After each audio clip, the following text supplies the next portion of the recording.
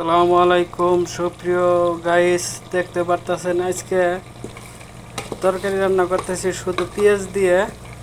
দেখতে পারতেছেন,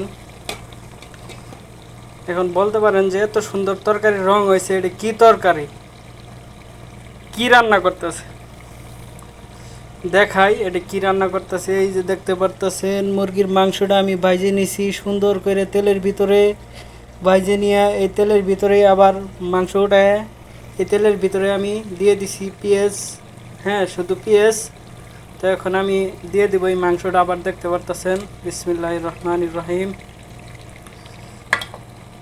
তো আজকে রান্না হলো মুরগির মাংস রান্না।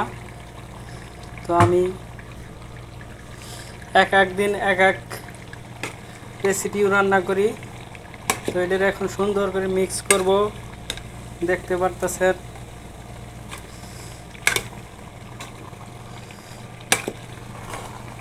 হাই হাই কড়াইয়ের নর্থ আছে, এটা ধরার একটা লোক দরকার আমার প্রবাসে।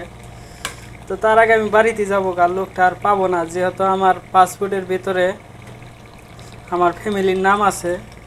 ইচ্ছা করলে আনতে পারতাম, আমি আয়না রাখতে পারতাম। তো যাই হোক, নেক্সট ভিডিওতে আবার দেখতে পারবেন। এখন আমি এই যে এই তরকারিটা মিক্স করব, কারণ এক হাত দিয়ে মোবাইল ধরে আছি, এক হাত দিয়ে ভিডিও বানাইতেছি। ভালো থাকবেন, আসসালামু আলাইকুম। ভালো ভালো ভিডিও পাইতে আমার চ্যানেলটি সাবস্ক্রাইব করবেন, পাশে থাকবেন।